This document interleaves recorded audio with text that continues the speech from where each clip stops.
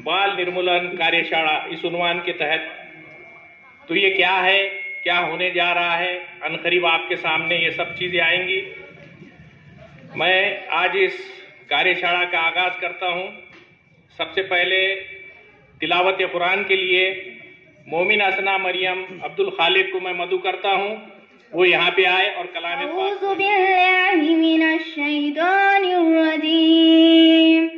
बिस्मिल्लाहिर्रहमानिर्रहीम अल्हम्दुलिल्लाहि रब्बिल आलमीन अर्रहमानिर्रहीम मालिकि यौमिद्दीन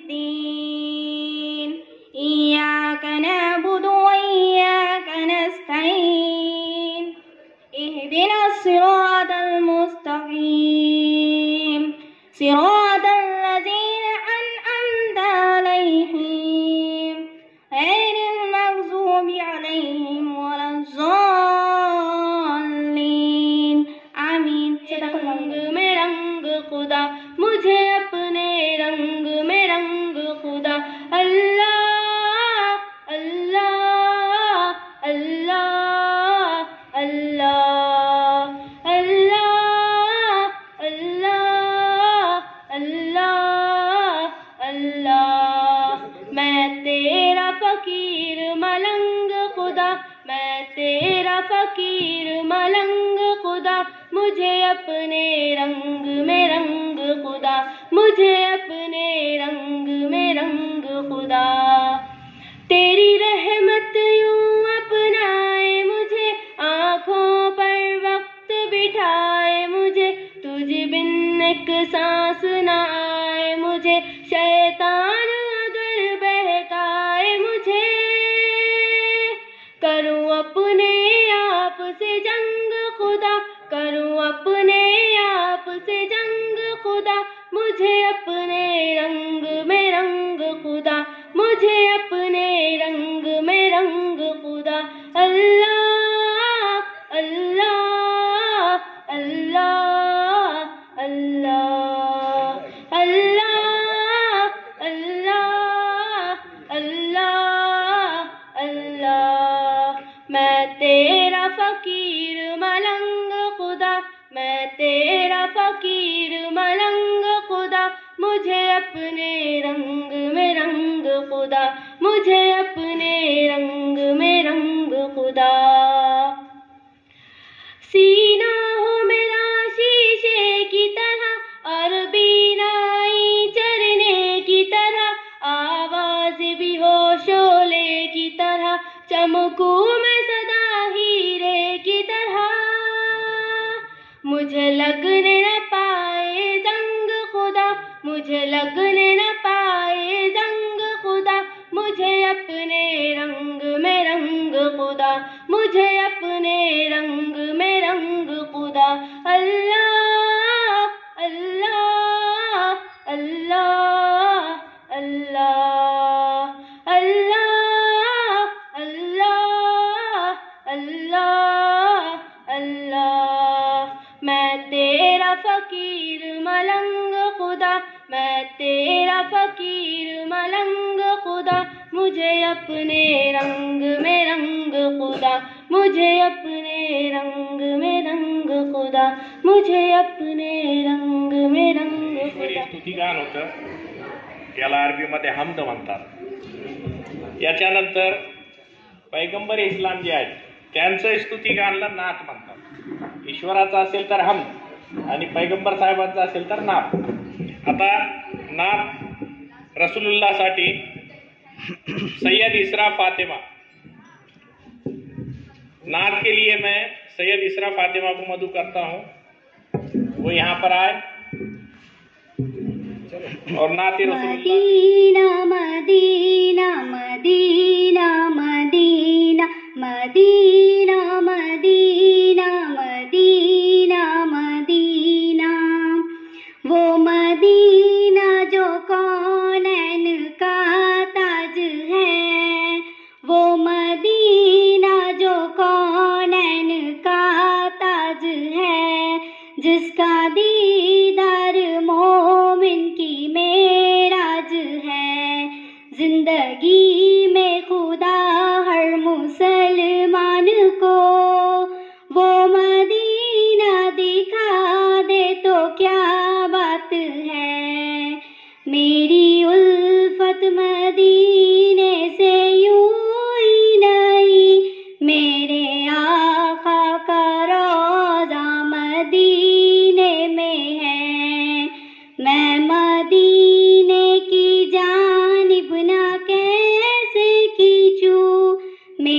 दीन और दुनिया मदीने में है, मदीने में है। अर्शे आदम से जिसकी बड़ी शान है, अर्शे आदम से जिसकी बड़ी शान है। रोज़ाए मुस्तफ़ा जिसकी पहचान है, जिसका हम पल्ला कोई मोहल्ला नहीं, जिसका हम पल्ला कोई मोहल्ला नहीं। एक ऐसा मोहल्ला मदीने में है। हमको अपनी तलब से सिवा चाहिए, आप जैसे है वैसी अता चाहिए। क्यों कहूँ ये अता वो अता चाहिए, क्यों कहूँ ये अता वो अता चाहिए। आपको इल्म है हमको क्या चाहिए। आशिकाने नबी के दिल की सदा, आशिकाने नबी के दिल की सदा। सब्ज गुंबद के साए में घर चाहिए। मेरी उल्फत मदीने से यूं ही नहीं, मेरे आका का रोज़ा मदीने में है। मैं मदीने की जानिब न कैसे खींचूं, मेरा दीन और दुनिया मदीने में है। उनकी फहरिस्त में मेरा भी नाम हो, उनकी फहरिस्त में मेरा भी नाम हो। जिनका रोज़ाना जाना मदीने में है, मेरी उल्फत मदीने से यूं ही नहीं, मेरे आका का रोज़ा मदीने में है, मदीने में है, मदीने में। मंसूर हाई स्कूल के सदर मुदर्रिस सैयद मेहराज सर से गुजारिश करूंगा कि वो आज यहाँ पे खुसूसी तौर पे आए हुए महेश नंद कुमार सेलमुकर सर, स्वयं सेवक बाल विवाह अभियान के, इनका है तो इनकी बिल्कुल रंजना जाधव मैडम, इनके इस्तेकबाल के लिए मैं दखनी फारिया इब्राहिम जो नहुम की तालिब इनसे मैं ये गुजारिश करता हूँ कि वो आए और मैडम को है तो रंजना जाधव मैडम खुसूसी तौर पे आपसे है तो बात करने वाले हैं, खास तौर पे लड़कियों से। काजी रफीकुद्दीन सर, मुख्याध्यापक उर्दू प्राइमरी स्कूल मंसूर के, इनके इस्तेकबाल के लिए मैं सलीम सर को मदऊ करता हूँ कि सर ने वक्त निकाल के यहाँ पे अपना इसके बाद ये जो खास तौर पे रखा गया है प्रोग्राम, आपको हमने यहाँ जो मदऊ किया, आप भी अपना वक्त निकाल कर यहाँ पे आए, तो जिस मकसद के लिए हमने आपको यहाँ बुलाया है वो प्रोग्राम अब आगाज होने जा रहा है। उस पर एक कविता हमारे बच्चियों ने तैयार की है, वो कविता वो आपके सामने पेश करने वाले हैं। बाल विवाह नाम की कविता है।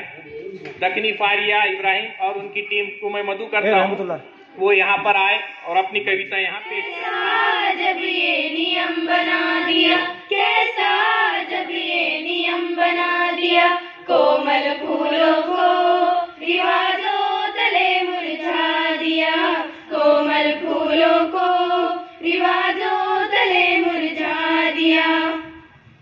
जिन्हें जीवन क्या है मालूम नहीं, रिश्ते जिन्हें मालूम नहीं, ऐसे कोमल फूलों को रिवाजों तले मुरझा दिया, ऐसे कोमल फूलों को रिवाजों तले मुरझा दिया। अच्छा बुरा मालूम नहीं, अपना पराया मालूम नहीं, ऐसे नाजुक कंधों पर शादी का बोझ डाल दिया, ऐसे नाजुक कंधों पर शादी का बोझ डाल दो खुले परिंदों को किसी खूंटे से बांध दिया, जैसे दो खुले परिंदों को किसी खूंटे से बांध दिया। कैसा जब ये नियम बना दिया, कैसा जब ये नियम बना दिया, कोमल फूलों को रिवाजों तले मुरझा दिया, कोमल फूलों को रिवाजों तले मुरझा दिया। छोटी सी उम्र के भोले भाले भाव अनजान में खेल गए शादी के दाव। पति पत्नी क्या है कोई पूछो इनसे, रिश्ते निभाना क्या है पूछो इनसे। पति पत्नी क्या है कोई पूछो इनसे, रिश्ते निभाना क्या है पूछो इनसे। एक जश्न की तरह जो मना गए, जीवन बंधन खेल खेल में खा गए, जीवन बंधन खेल खेल में खा गए, जीवन बंधन खेल खेल में खा गए, खेल खेल में खा गए। रिवाजों के नाम पर इन्हें यूं न बांधे, बाल विवाह अभिशाप है, कंधों पर ये बोझ न डाले।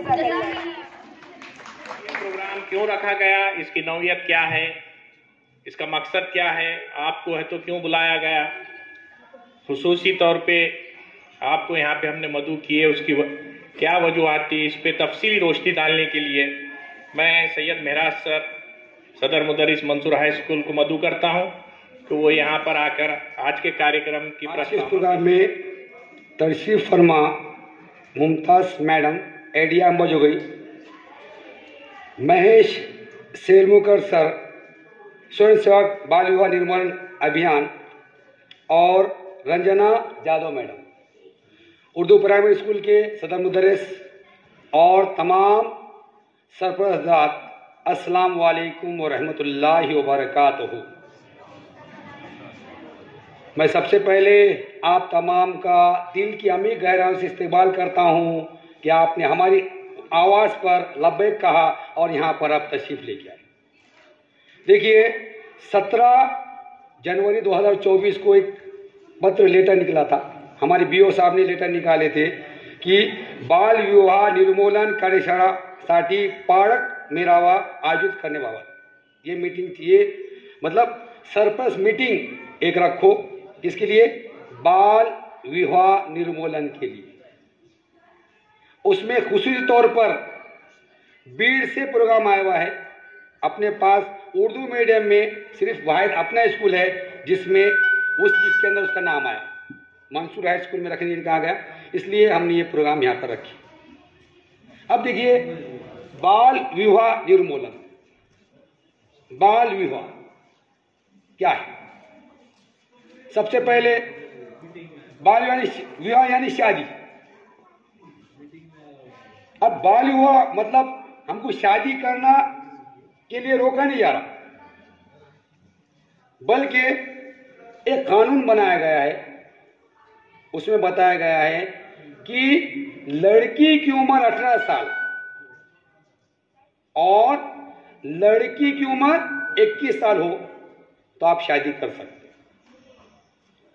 लेकिन अगर 18 साल से कम लड़की है,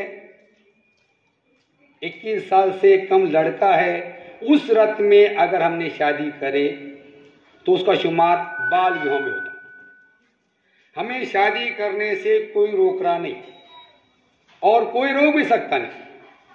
महज मकसद ये है कि शादी करने की जो कानून ने उम्र तय की है वो लड़की के लिए पूरे 18 साल होना और लड़कों के लिए 21 साल। उसके अंदर अगर करे अपन ने तो वो कहलाता है बाल विवाह। ये हमने गलत फहमी दिमाग से निकाल लेना, मैंने भी और आप लोगों ने भी। बाल विवाह क्या है वो, हमको कोई शादी रोक रहा क्या, नहीं रोक रहा, खाली मकसद ये है कि लड़की की उम्र 18 साल रहना और लड़के की उम्र कितनी रहना, 21 साल रहना। अगर उससे कम रही तो उसका शुमार होता है बाल विवाह, जिसको क्या बोलते हैं, चाइल्ड मैरिज। इसके लिए 2006 में कानून बनाया गया। अब क्यों कानून बनाया गया, 2021-20 में एक सर्वे हुआ, सर्वे किया गया। वो सर्वे में पूरे भारत में भारत की जो आबादी है उसका 25.4%, 25.4%, और महाराष्ट्र में 21.9% बाल विवाह होते। मैं आज के इस प्रोग्राम में पठान मुमताज खान मैडम को मदु करता हूं कि वो यहाँ पर आके अपने जरीन ख्याल। आज बाल विवाह निर्मूलन इस प्रोग्राम के लिए प्रेजेंट यहाँ के स्कूल के मुख्याध्यापक मेरा सर, मेरे साथी सेलुकर सर, मेरे दूसरे साथी रंजना जाधव मैडम, मेरे भाई मुजीब काजी सर, और यहाँ का स्कूल का पूरा टीचिंग नॉन टीचिंग स्टाफ, सभी पेरेंट्स और बच्चों। मेरा सर ने बताया कि ये बीड़ से ये प्रोग्राम आया है। बीड़ के जो जिलाधिकारी मैडम है दीपा मुदोड़ मैडम, उनका बड़ा इस पे जोर है कि बाल विवाह नहीं होना। उन्होंने ये सब प्रोग्राम बनाया हुआ है। हर तालुके में 50-50 स्कूल में ये प्रोग्राम लिया जा रहा है कि बच्चों की, लड़कियों की शादी 18 से पहले ना हो। इसलिए हमारे 2 टीचर आए हुए हैं यहाँ पे। उनको पेरेंट्स का एक अलग सत्र लेने का है और बच्चों को एक अलग सत्र लेने का है, तो इसलिए आए हुए हैं यहाँ पे। और सबसे बड़ी बात है और खुशी की बात मुझे ये लग रही कि अपना स्कूल लिया गया है उर्दू का, जहाँ पे ज़्यादा बच्चे इस टाइप में ढूंढ के ये स्कूल लिया गया है। और ये बहुत ज़रूरी है कि उर्दू स्कूल में होना था, तो यहाँ पे लिया। और दूसरी बात खुशी की ये है कि पेरेंट्स मुझे देखने मिले। क्या होता ना, बहुत सारे स्कूलों में पेरेंट्स आते नहीं, और उसमें उर्दू में पेरेंट्स आते नहीं। आए भी तो मम्मी आते थोड़े बहुत, मतलब माता पालक आते, पिता पालक को तो कुछ लेना देना नहीं है स्कूल का, ऐसा बर्ताव हमारे पेरेंट्स करते। लेकिन यहाँ पे आए हैं तो तुम सबके लिए एक बार ताली हो जाए अच्छे से। गुड, थैंक यू कि तुमने तुम्हारे बच्चों के लिए टाइम निकाले। हमारे सर लोग, हमारे टीचर्स तो तुम्हारे घर से ज़्यादा बच्चे हमारे सर लोगों के पास मतलब स्कूल में टाइम गुजारते। इन्हों तो टाइम देने वाले, इन्हों तो समझा के बोलने वाले, लेकिन अपना भी फर्ज रहता पेरेंट्स बोल के। लेकिन हम घर में क्या जो बच्चों के साथ टाइम देते होंगे, स्कूल में बुलाए तो हमको आना होता नहीं। हम बहुत बिजी रहते हम सब। मम्मी भी बिजी रहते, बाबा भी बिजी रहते। उसमें मम्मी कैसा तो टाइम निकाल के आते, थोड़ा बहुत कभी कभार पूछताछ करते, कभी मीटिंग बुलाए तो आते। लेकिन हम इधर की जो टीम है ये बहुत कम आती। तो मुझे तो ऐसा लगता कभी कभी हम कुछ प्रोग्राम लेने का रहा तो दवा को भी बाप नहीं आया, ऐसा हम बोलते, दवा के लिए भी नहीं आया। यहाँ आए, बहुत अच्छी बात है। हम जो कुछ भी सब करते, हम सभी ये टीचर्स हो। यहाँ पर हमारे महेश नंद कुमार सेल मोहकर सर यहाँ पर पैगंबर साहब को प्रणाम करके मैं यहाँ अपनी जो कुछ आपको बताने वाला हूँ वो यहाँ शुरुआत करता हूँ। आप सबको नमस्ते। मी माझा परिचय आधी सांगतो। मी महेश नंदकुमार सेलुकर, या इथं देशपांडे गल्लीमध्ये माझा घर आहे, वाडा इथं आपल्या खडकपुराच्या बाजूला। सन्माननीय विस्ताराधिकारी, या शाळेचे मुख्याध्यापक, या शाळेचा सगळा स्टाफ आणि आपण सर्व जमलेले पालक वर्ग, सर्वांना वंदन करतो। कारण या आम्ही 30 शाळा आतापर्यंत केल्या या कार्यक्रमाच्या अंतर्गत। पण हा जो माहोल आहे ना, हा मला नाही पाहायला मिळाला। 30 शाळांच्या मध्ये 2 मराठी शाळा मला अशा मिळाल्या की जिथं खूप छान असा प्रतिसाद मिळाला। पण बाकीच्या ज्या शाळा आहेत, मी विस्ताराधिकारी मॅडमशी बोलत होतो नेहमी फोनवर की मॅडम पालक येत नाहीत, बळद जमवावे लागतात, बोलवून आणावं लागतं, मुलांना घरी पाठवावं लागतं आणि मग बोलवावं लागतं। पण मला या गोष्टीचा आनंद झाला की या ठिकाणी सरांनी सांगितलं आणि आपण हजर झालात। यावरून आपल्याला असं लक्षात येतं की आपल्या प्रती, आपल्या जवळ आपल्या मुलांची मुलींची जी काही काळजी आहे, ही काळजी याच्यामधून दाखवली जाते। मी आता ज्या विषयाशी बोलणार आहे तो विषय थोडा गंभीर आहे।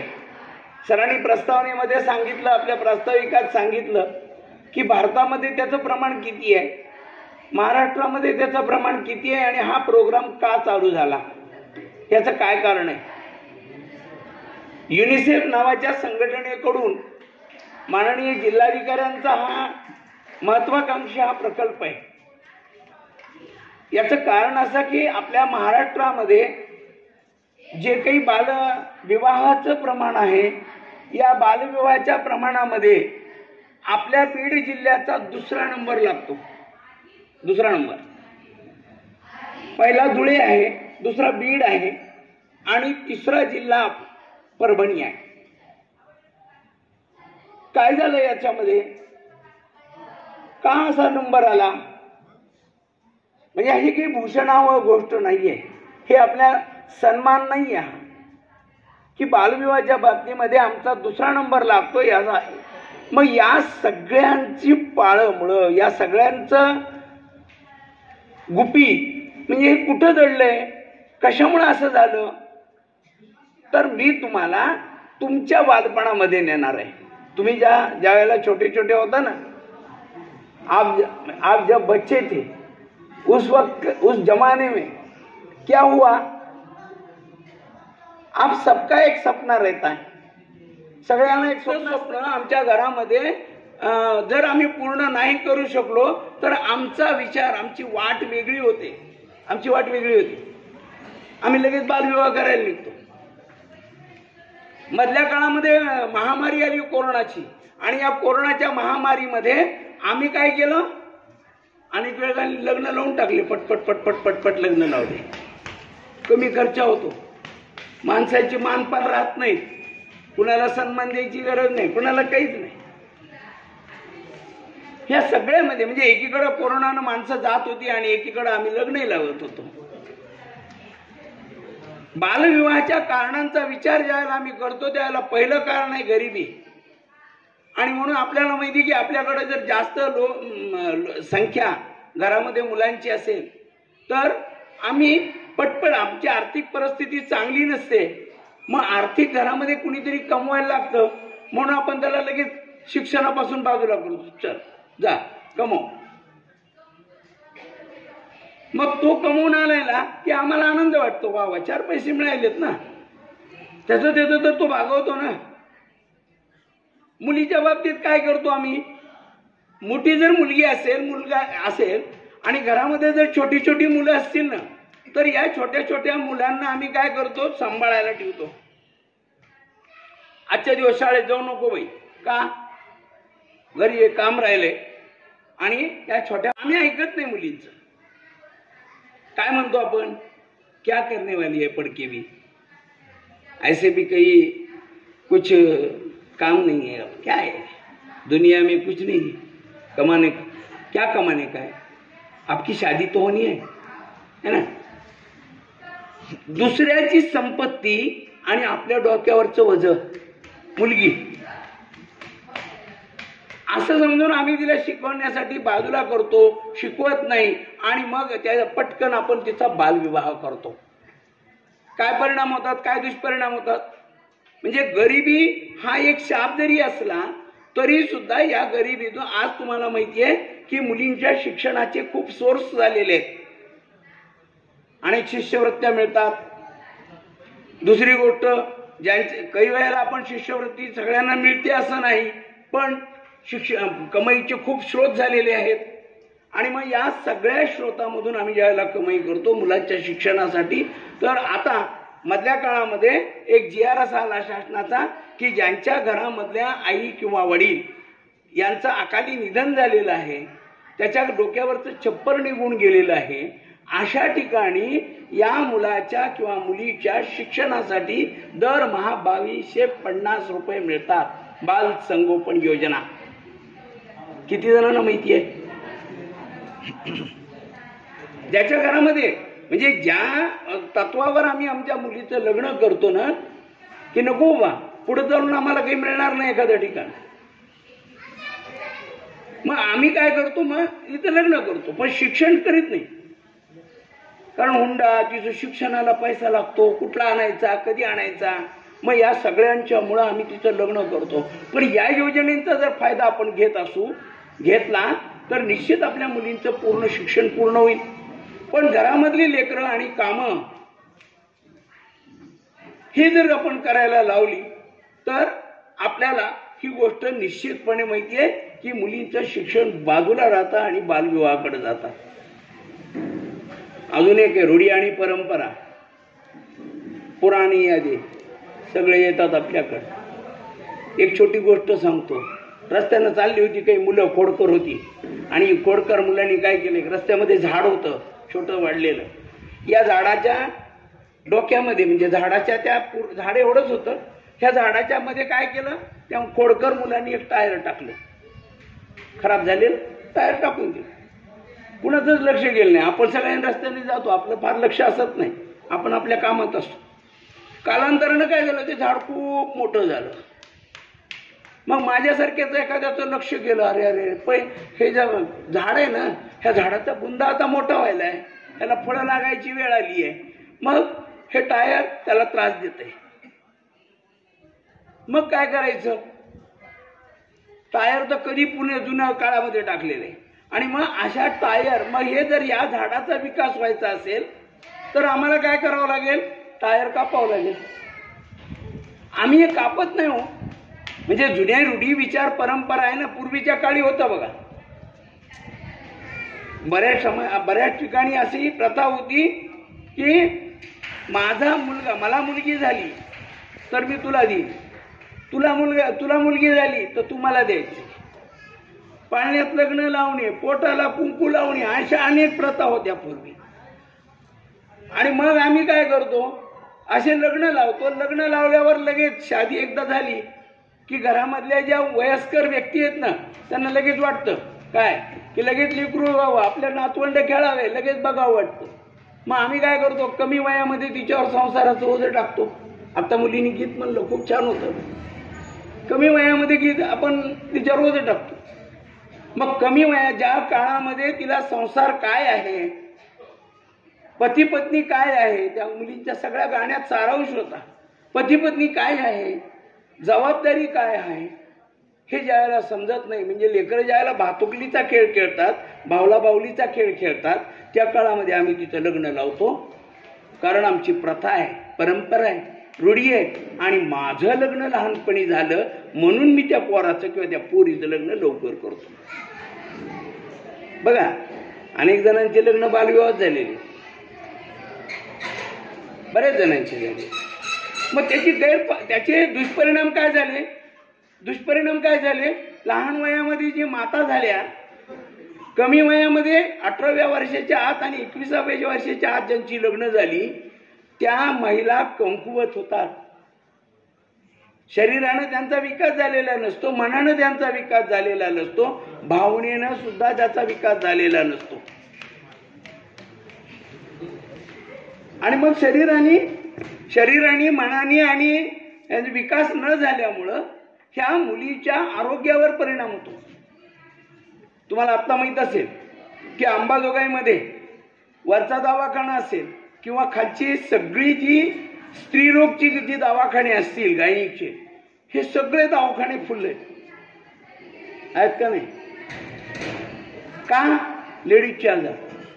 जिथं आम्ही 13-14 वर्षाच्या मुलींची लग्न केली, विवाह केले, 21 वर्षाच्या आत मुलांचे विवाह केले, ती जबाबदारी त्यांच्यावर आली. त्या मुली ज्यावेळेला त्या 2-4 वर्षामध्ये 3 वर्षामध्ये 2 मुलं तरी कमीत कमी तिला जन्माला घातली आहेत. आणि मग या 2 मुलांच्या नंतर त्या महिलेच्या मध्ये जी काही गर्भाशयाची जी पिशवी असते ना, ही पिशवी सुद्धा 21, 22, 23व्या वर्षी काढल्या गेल्या. हा माझा नाही अहवाल, हा डॉक्टरांचा अहवाल आहे. म्हणजे इतकी भयानक परिस्थिती असताना सुद्धा आम्ही लग्न करतो. दुसऱ्या एक भागाला आम्ही स्थलांतर म्हणून लग्न करतो. रोजगाराच्या निमित्तानं आम्ही बाहेर जातो. मुलीला कुठं ठेवायचं, मुलगी चांगली असते, उंच झालेली असते, मोठी झालेली असते, त्या मुलीची जबाबदारी कोण घेणार? कोणी कोणाचा नसतो. या भावनेत आम्ही जातो. आणि अजून एक पर्याय आमच्याकडं आणखी एक स्थिती आहे की लोक काय म्हणतील, घरामध्ये मोठी पोरगी ठेवली गावाला गेली निघून. का तर रोजगार पुण्याला, मुंबईला. आणि मग म्हणजे लोक काय म्हणतील, एवढी मोठी मुलगी ठेवली घरात, आई ते बाबा सगळे गेली की. म्हणजे लोक काय म्हणतील हे आमच्या, म्हणजे तुम्हाला झाडाचं उदाहरण टायरचं जे सांगितलं की आमच्या डोक्यामध्ये पहिल्यापासून असं कोणीतरी खूळ घातलेलं आहे की लोक काय म्हणतील. कोण येतं तुमच्या लोकांनी त्यावेळेला. आणि मग या आरोग्याच्या ह्याच्यामुळं काय झालं की आमच्याकडं बालमाता मृत्यूचं प्रमाण वाढलं, मुलांचं प्रमाण वाढलं, मुलं खुशी होऊ लागली. तुम्हाला माहिती आहे, माझ्या काळात माझ्यापेक्षा उंच पोरं होती, आता तर त्याच्याही पेक्षा कमी आहे. काही मुलं दिव्यांग जन्मतात, काही मुलांच्या मध्ये कमकुवतपणा असतो. अनेक महिला, आता जर इथं असणाऱ्या महिला भगिनींना जर आपण त्यांची तपासणी जर केली ना, तर अनेकांच्या मध्ये 9 पेक्षा कमी HB आहे, 9 पेक्षा कमी. शर्यतीवर सांगायचं म्हणजे डॉक्टरांना दाखवा तुम्ही, म्हणजे हे डॉक्टरांचेच सर्वे आहेत. आणि म्हणून हा बालविवाहाचा कार्यक्रम महत्वाचा होता, तो म्हणजे लिंगभेद. लिंगभेद पहिल्यापासून आपके यहाँ मेहमान आते थे ना पहले, पुराने जमाने में आते थे क्या नहीं?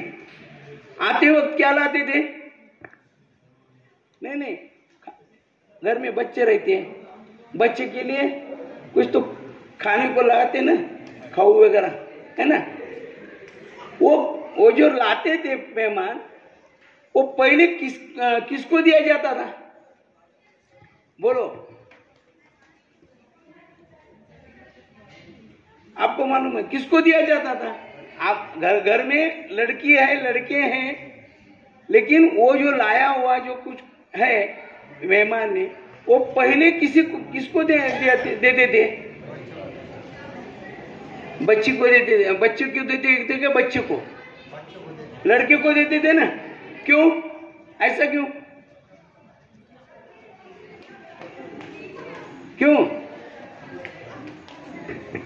कारण हा वंशाचा दिवा. तुमच्याकडे काय म्हणतात माहित नाही मला. हा, चिराग. हाँ, घर का चिराग. आगे जाके वो चिराग क्या करता है आपको मालूम है. जिसको हम चिराग समझते वो सब बेचिराग कर देता बाद में. फिर भी हम ऐसा करते आए हैं. सही है ना. आपके साथ हुआ होगा, बहुत जन के साथ ऐसा हुआ होगा. कारण काय माहिती कसं असतं, पहिलेपासून आम्ही लिंगभेद करत गेलो. आप देखो, घर के काम जो है, झाड़ू लगाने का है, कौन करता? हाथ ऊपर करो. घर का काम कौन करता? इसलिए मैं बोला आपको, मेरे साथ बात करो, अगर संवाद होगा तो अच्छा लगेगा. घर के काम सब कौन करता? झाड़ू लगाने का लड़की, सही है ना. आप करते, लड़की करती. बर्तन घासना, कपड़े धोना. देखो, अगर आपने तराजू में नापने का अगर प्रयास किया घर के काम, तो घर के काम सबसे ज्यादा कौन करता? सब लड़कियां, महिला करती है ना. हमारा ध्यान उस तरफ नहीं जाता. कारण बालविवाहाची जी मुळं आहेत, बालविवाह जो आहे हा बालविवाह तिथं रुजलाय हो.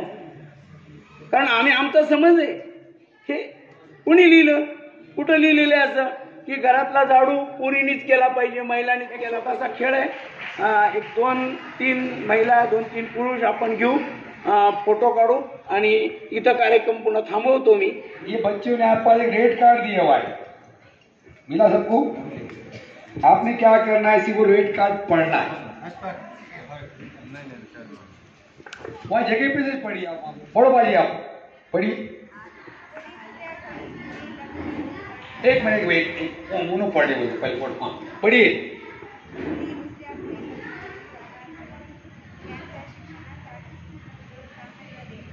मुली दुसऱ्या घरी लग्न करून जाणार म्हणून त्याच्या शिक्षणासाठी प्रोत्साहन न देने। सही है ये बात? लड़की दूसरे घर को शादी करके जाने वाली है, इसलिए उसकी तालीम की जरूरत नहीं है। ये बात सही है? हाँ या ना? हाँ या ना बोलना है। गलत है कैसी? गलत है, ठीक है। वेरी गुड, बिल्कुल सही। चलिए मैडम आप बाजी चलिए।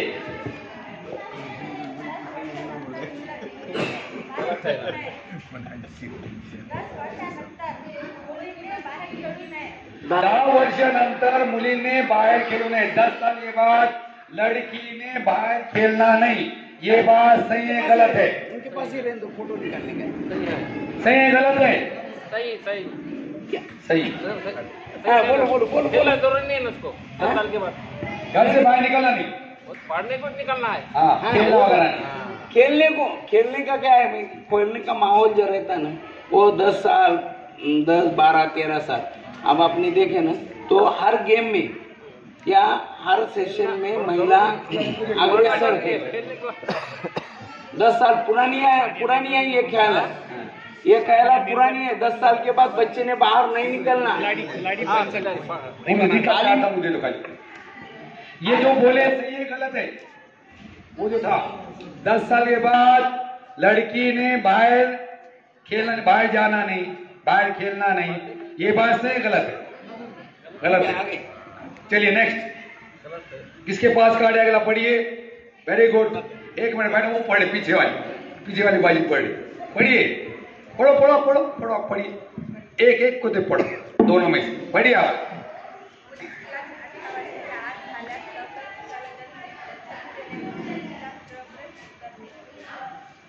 बताइए। मुलीचे लग्न 18 वर्षाच्या आत झाल्यास लवकर मुलाला जन्म देण्यासाठी तिला प्रवृत्त करने। लड़की की शादी 18 साल में होगी। 18 साल होने के बाद उसको जल्द से जल्द बच्चा हो, इसकी ख्वाहिश रखना। ये बात सही है गलत?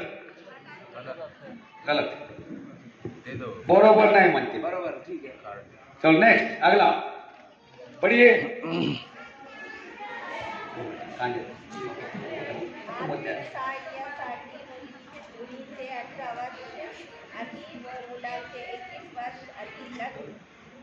अर्थ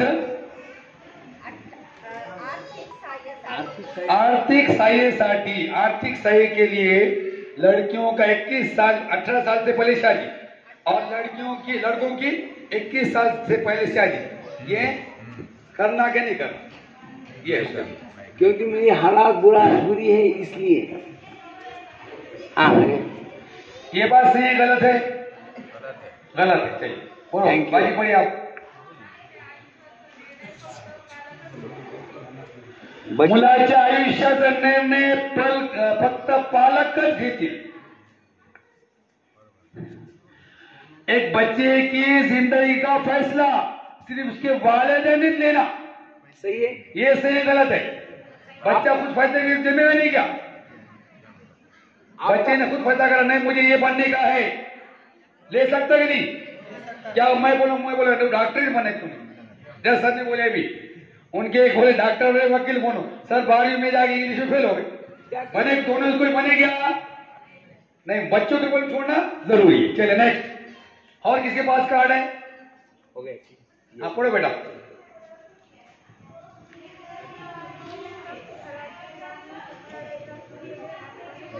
क्या बोले? सांभाळावी घरातली कामे। मुलीने फक्त घराची कामे सांभाळावी, लड़कीने सिर्फ घर के काम करना, बाहर के नहीं करना।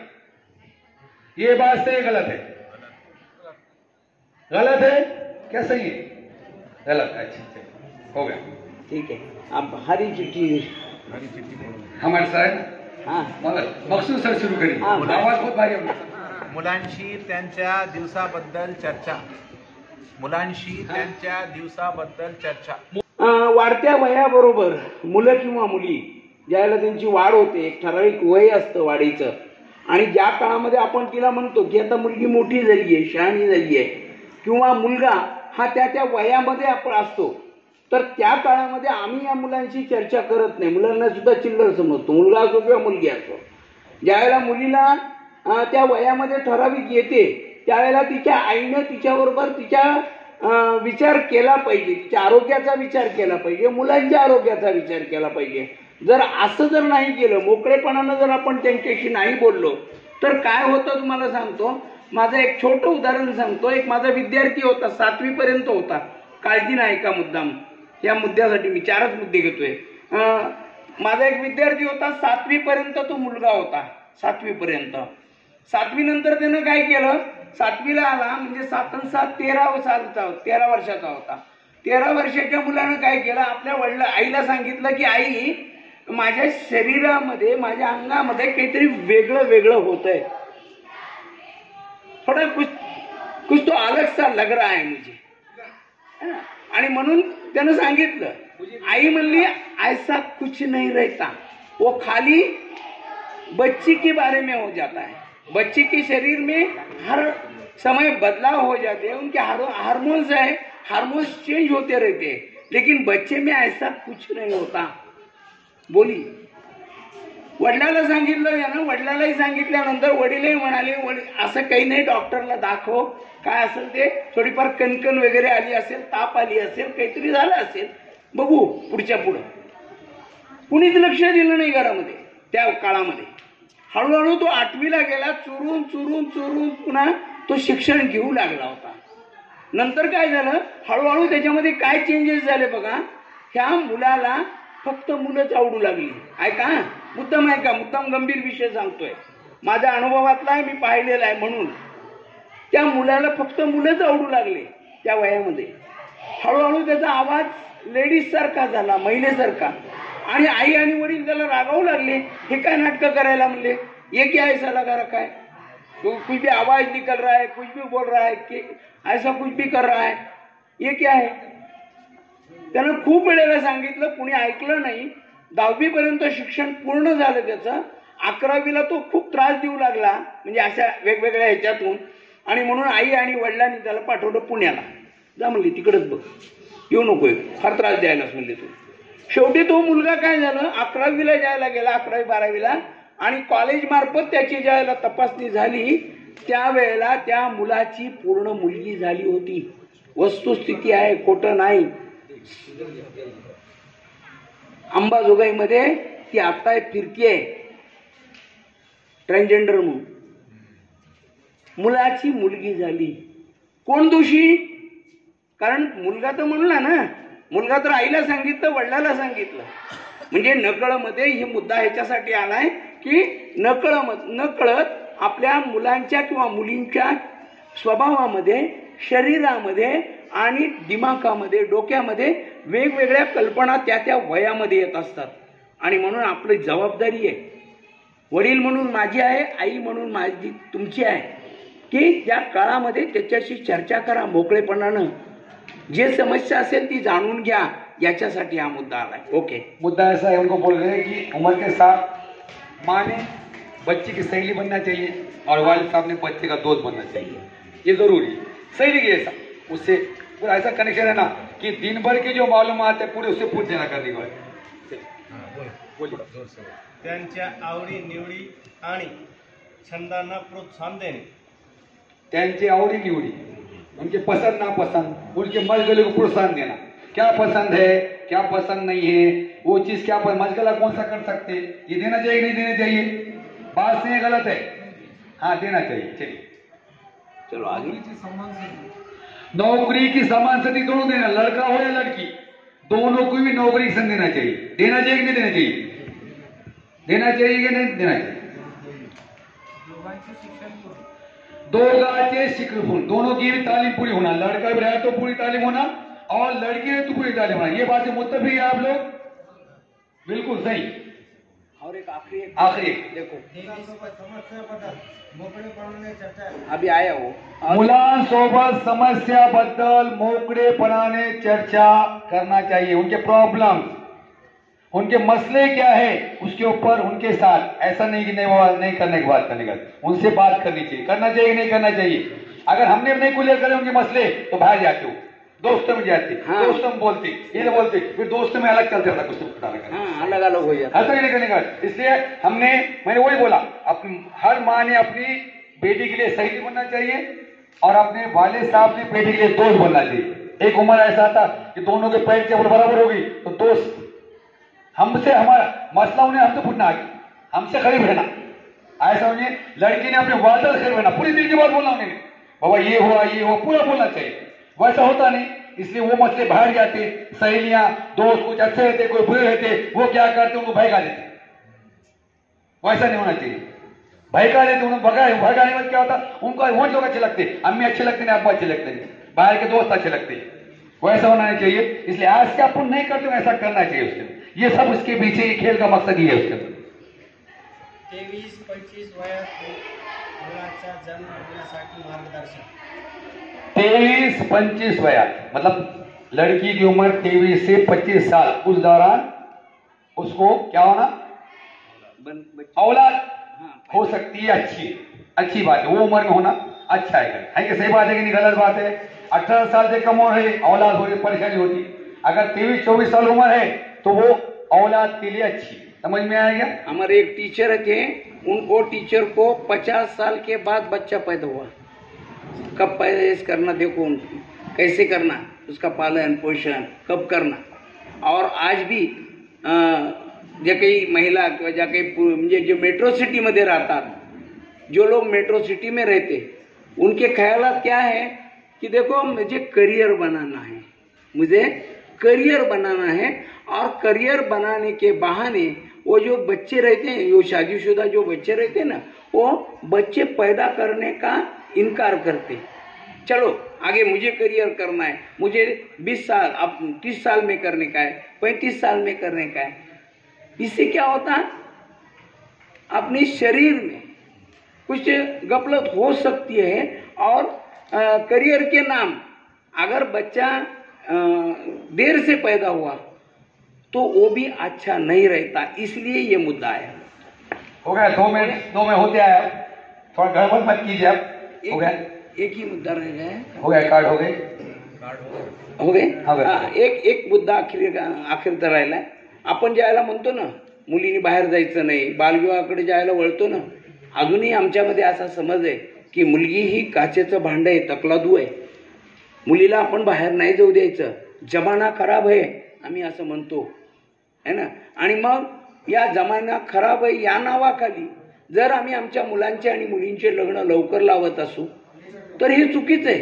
पण मग काय केलं पाहिजे, उपाय काय केला पाहिजे, मुलीला आत्मकौशल्य शिकवा, सेल्फ डिफेंसिंग, अपनी हिफाजत खुद करना। हाँ, सेल्फ डिफेंस सिखाना चाहिए। क्यों तो बच्चे बहुत होशियार रहती है, सिंसियर रहती है। बच्चों भी अगर किसी ने उनके तरफ देखा भी तो इतना अच्छा बनाओ उनको, बच्ची को, कि दूसरा कोई इधर नहीं देखना चाहिए। इतना बढ़िया 5 6 7 8 5 6 7 8 18-21 नंतरच बांधू लग्नाची गाठ। 18-19 18-21 नंतरच बांधू लग्नाची गाठ। 18-19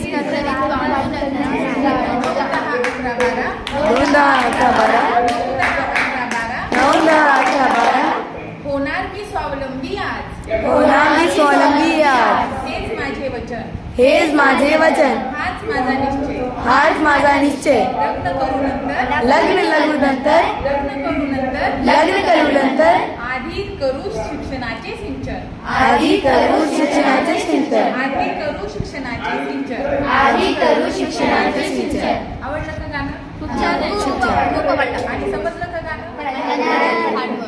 हमें पढ़ाई पूरी करने के बाद ही ये पोस्ट मिल सकती है। अगर हम कम उम्र में शादी कर लेंगे तो हमें हमारी पढ़ाई पूरी होगी क्या? नहीं होगी। और 18 वर्ष के बाद जो संधि मिलती है, जो चांस मिलते हैं हमें बड़ा बनने के, वो मिलेगी क्या? नहीं। तो हमें बड़ा बनना है तो टीचिंग यानी कि पढ़ाई क्या दूसरा नहीं, पढ़ाई करेंगे तो हम बड़ा बनेंगे, और बड़ा बनेंगे पढ़ाई करके।